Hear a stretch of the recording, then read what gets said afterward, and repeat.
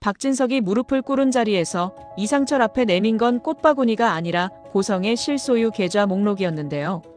그 순간 이상철은 숨을 삼켰습니다.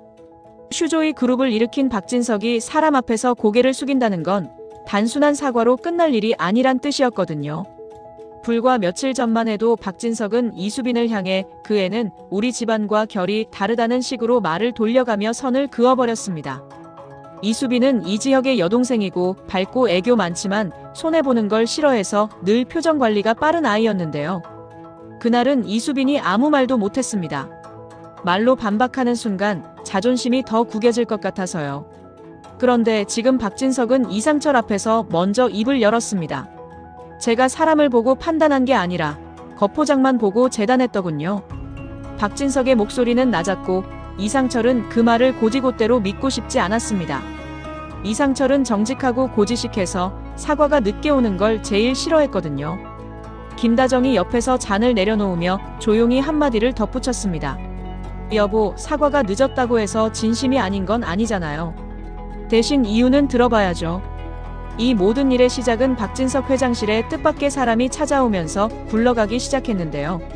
박성재였습니다. 박성재는 박진석의 아들이지만 언제나 아버지 앞에서는 회사 사람처럼 깔끔하게 행동하던 인물이었죠.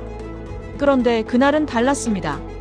박성재는 서류 봉투를 내려놓고도 한참 입을 떼지 못했어요. 그만큼 꺼내는 순간 판이 뒤집힐 이야기였던 겁니다. 아버지, 어머니 아니 고성이가 병원을 움직였습니다.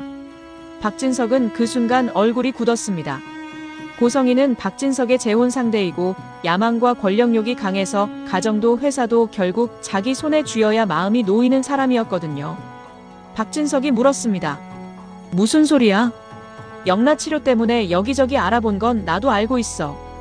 박성재는 숨을 고르고 말을 이어갔습니다. 알아본 수준이 아니었습니다.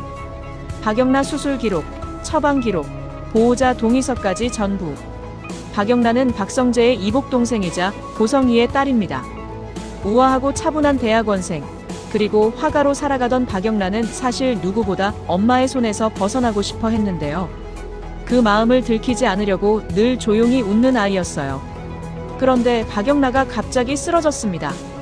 간 수치가 이상하게 튀었고 의사는 평소 복용하던 약이 바뀐 흔적이 있다고 했습니다. 박영란가 실수할 아이가 아닌데도 몸이 먼저 무너졌어요. 그때 박영란의 곁에 있던 사람은 이지환이었습니다. 이지환은 박영란의 운전기사이자 보디가드로 몸도 크고 힘도 세지만 마음이 한번 꺾이면 한없이 무기력해지는 사람이었죠. 과거 연인에게 배신당한 뒤로 삶의 리듬이 깨져 있었고 고성이는 그 틈을 정확히 파고들었습니다. 내가 영란을 지키면 너도 다시 일어설 수 있어. 고성이는 그렇게 말하며 이지환을 구원자처럼 만들었고 이지환은 그 말을 붙잡고 버텼습니다. 박성재는 아버지에게 자료를 넘겼습니다. 계좌, 통화 기록, 병원 관계자와의 접촉 기록, 그리고 가장 결정적인 한 장. 고성이가 병원에 보낸 메시지 캡처였습니다. 내용은 짧았는데요. 보호자 서명은 처리됐죠? 일정은 당겨요. 박진석이 서류를 쥔 손이 떨렸습니다. 그 말은 곧 누군가의 동의가 자발적으로 만들어졌다는 뜻이니까요. 박성재는 여기서 멈추지 않았습니다. 그리고 이건 영라 때문만이 아닙니다. 박진석은 눈을 치켜떴습니다. 더 있어? 박성재는 고개를 끄덕였습니다. 회사 자금이 새고 있습니다. 어머니 명의로 된 부동산, 페이퍼 컴퍼니, 현금성 자산 규모가 상상을 넘습니다. 이때부터 박진석은 처음으로 사람이 아니라 현실에 맞았습니다.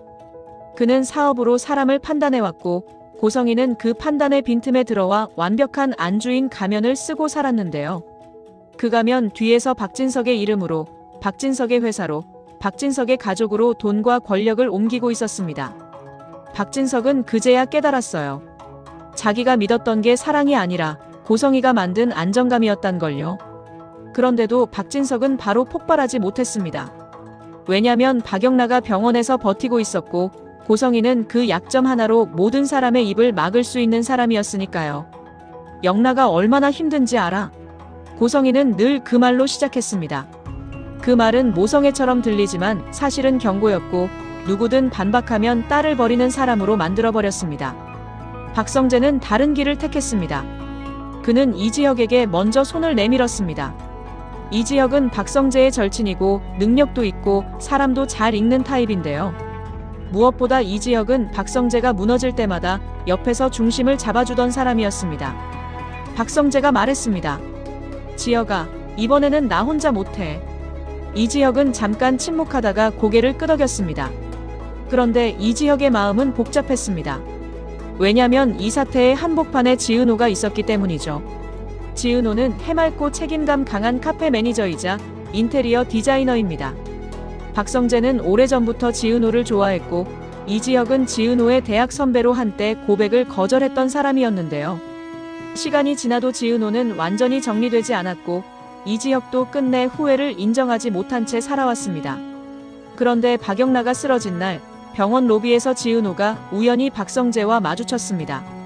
지은호는 박영라를 위해 병원 공간 리뉴얼 프로젝트를 맡아달라는 연락을 받았고 그 연락을 넣은 사람이 고성이었던 겁니다. 은호씨, 이 일 누가 시킨 겁니까? 박성재가 물었고 지은호는 애써 웃었습니다. 저도 뭔가 이상하긴 한데요. 지금 영라씨 상태가 안 좋다니까 일단 도와야 할 것 같았어요. 그 말에 박성재는 마음이 찢어질 듯 했습니다. 지은호는 늘 누군가를 돕다가 자기 몫이 사라지는 사람이었거든요. 이지혁도 그걸 알아서 더 불편했습니다. 내가 그때 거절하지 않았으면 지금처럼 남을 위해 다 던지는 습관이 덜했을까 같은 생각이 또 올라왔던 거죠. 그 사이 정순이의 집은 또 다른 전쟁을 치르고 있었습니다. 정순이는 식당을 운영하며 지은호와 지강호를 키운 사람입니다. 남편 사별 후 딸에게 기대는 마음이 커졌고 아들 지강호는 그걸 못마땅해 했는데요. 지강호는 늘 불평하면서도 결국 엄마에게 기대는 타입이었습니다. 지강호가 툭 던졌습니다. 누나는 또 그 집안일에 엮이는 거야? 누나 인생은 없어. 정순이는 그 말을 듣고도 화를 못 냈습니다. 사실 정순이도 두려웠어요. 지은호가 또 착한 선택을 하다가 다치면 자신은 아무것도 지켜주지 못할 것 같아서요. 정순이는 결국 지은호에게 말했습니다. 은호야, 너는 내 삶 먼저 챙겨. 엄마는 너 다치면 못 살아. 지은호는 고개를 끄덕였지만 눈은 이미 다른 곳을 보고 있었습니다. 누군가가 무너지는 걸 그냥 지나치지 못하는 눈이었어요. 그리고 결정적인 단서 하나가 예상치 못한 사람에게서 튀어나왔습니다. 조옥래와 김장수였습니다. 조옥래는 이지혁의 친할머니로 이상철 집에서 함께 살고 있고 김장수는 김다정의 아버지로 사돈인 조옥래와 절친이죠. 두 노인은 늘 티격태격하면서도 동네 소문, 오래된 인연, 사람의 거짓말을 제일 잘 봤습니다. 김장수가 조용히 말했는데요. 다정아, 우리도 이제 입 닫고 있을 일이 아니야. 그 여자 옛날부터 수상했어. 조옥래는 낡은 봉투를 꺼냈습니다. 안에는 고성의 이름이 찍힌 오래된 계약서 사본과 누군가에게 돈을 건넨 기록이 적힌 수첩이 있었어요. 조옥래가 낮게 말했습니다. 이걸 가지고 있으면 언젠가 쓸 일이 있을 거라 생각했지.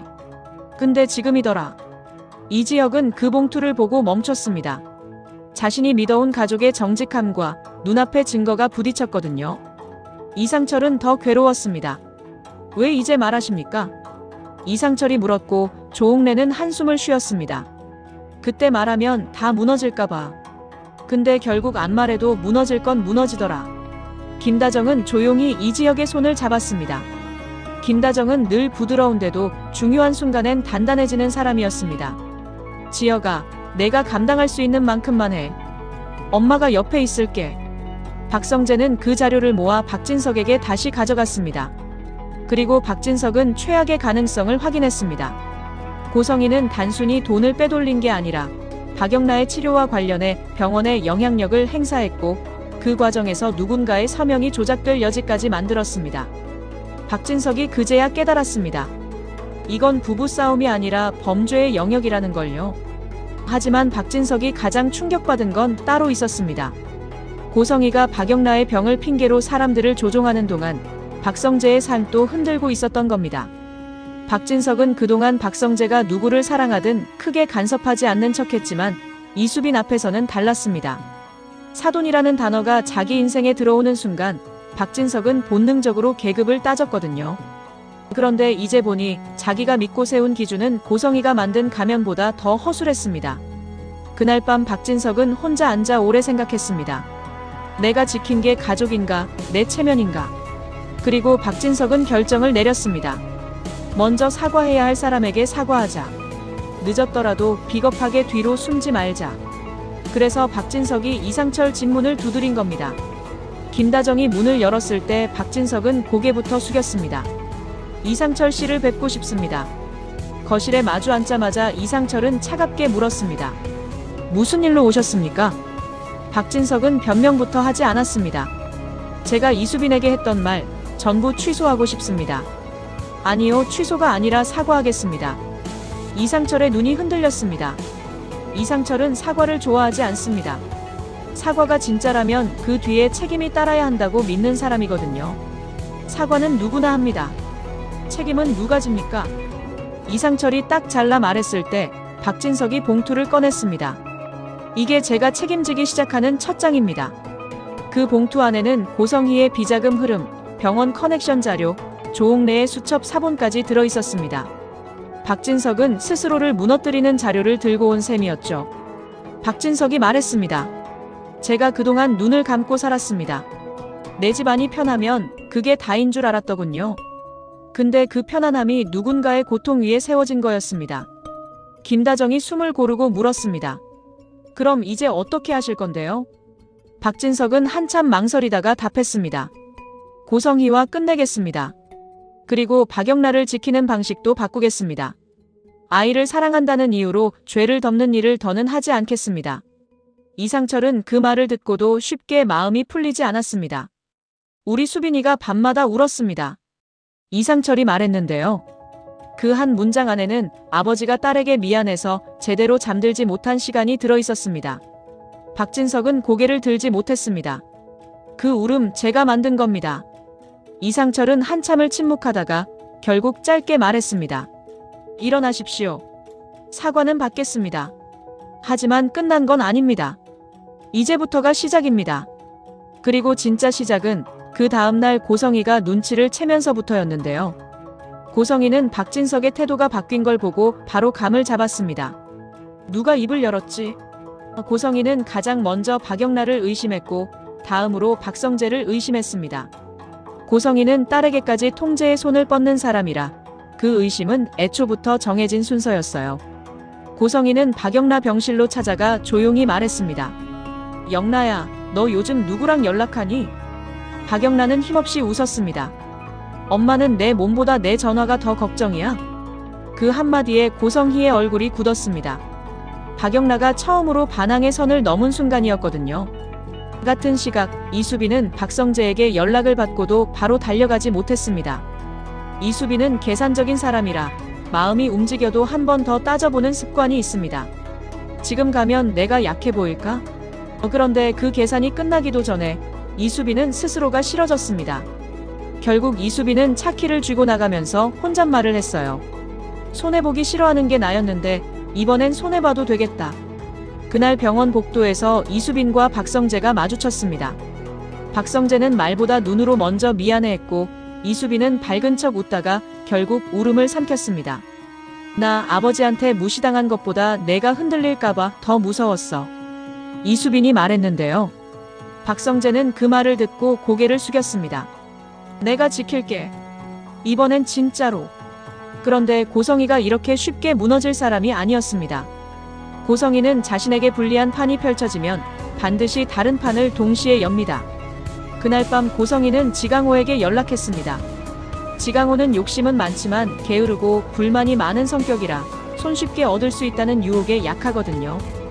고성희는 아주 달콤하게 말했습니다. 강호야, 너 가게 하나 차리고 싶지 않니? 내 누나만 잘 설득하면 돼.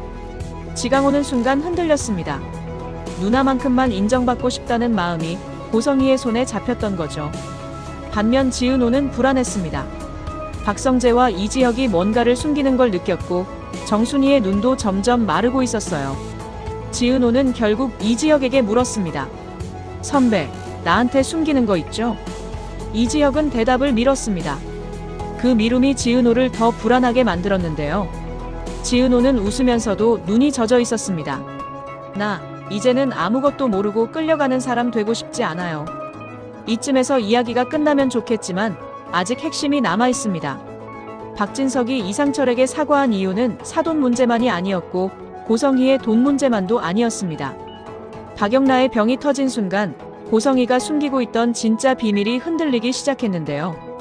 그 비밀은 누가 누구의 편인가가 아니라 누가 누구를 어떻게 만들어냈는가에 관한 이야기였습니다. 조옥래의 수첩 맨 뒤 페이지에 적혀있던 날짜 하나가 지은호의 생년월일과 이상하게 겹쳐 있었고요. 김장수는 그 날짜를 보며 낮게 중얼거렸습니다. 이건 단순한 횡령이 아니야. 사람 인생을 갈아 끼운 흔적이야. 이지혁은 그 말을 듣고 심장이 내려앉았습니다. 지은호의 삶, 정순이의 눈물, 박성재의 선택, 박영라의 병, 이지환의 흔들림까지 전부 한 줄로 이어질지도 모른다는 뜻이니까요. 그리고 바로 그날 고성희가 변호사와 통화하는 녹취 한 줄이 박성재에게 넘어왔습니다. 박진석이 움직이면 난 더 큰 걸 꺼내면 돼. 그 집안도 깨끗하지 않아. 고성희가 말한 더 큰 것이 무엇인지 아직 아무도 확신하지 못했습니다.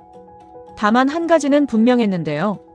고성희가 진짜로 꺼내는 순간 박진석만 무너지는 게 아니라 이상철의 가족, 정순이의 가족, 그리고 지은호까지 한꺼번에 흔들릴 수 있다는 겁니다. 이제 질문은 하나로 모입니다. 박진석이 무릎을 꿇고서라도 막으려는 건 이수빈의 상처일까요? 박영라의 생명일까요? 아니면 지은호가 모르는 어떤 이름일까요?